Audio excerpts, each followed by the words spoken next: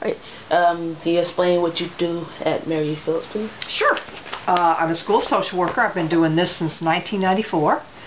As a school social worker, my job is to provide services to students that to help keep them in school. Okay, so that could mean I would advocate for students in the classroom. Okay, individually I'll meet a student, and in groups I'll meet with students. I'll also advocate for students in the community, get them services that they or their families might need. Okay. Do a little bit of crisis intervention, try to help with professional development, and serve on a couple other teams at school. We believe in collaboration, so my role is to provide support to everybody in the school. Okay.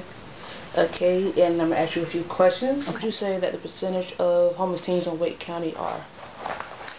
I was looking at the data, and I do not see anything that would indicate how many teens, but in Wake County you've got about 2,736 children in Wake County schools who are homeless. All right, and that does include teenagers.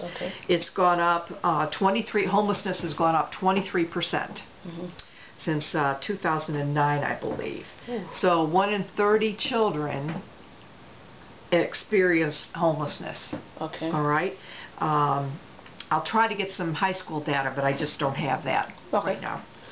What do you think the effects are for young teens who are homeless? Okay. There's a lot of anxiety. When are we going to get our next meal? Where am I going to stay? Homelessness takes many forms. So you might have teens that are staying with family. They call that doubled up. Or they could be staying with friends, which also would be doubled up. Motels, hotels. They could be sleeping in a car. Usually teens... usually this is whole families, and teens are just a part of it. But then you do have some teens who get kicked out of the house and that kind of thing.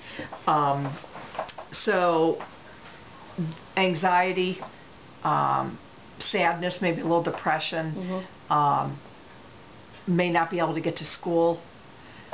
So their grades may suffer. They may not have clothes, depending on how they, if they got evicted from someplace, their clothes may be someplace else, and they don't have clothes. It's kind of like a trauma to lose your house, and not know where you're going next. It can be very traumatic. Okay. The physiological effect? Psychological effects could be, and I mentioned that a little bit earlier, but you could, to be homeless could be,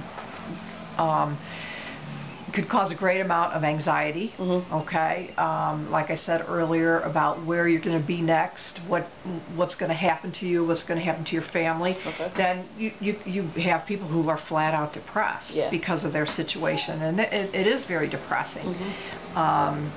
So, and the trauma that's associated with homelessness. So you've got, you could have a variety of things, but I think anxiety and depression would be, two major ones, and not knowing where to go and not feeling like anybody understands what you're going through.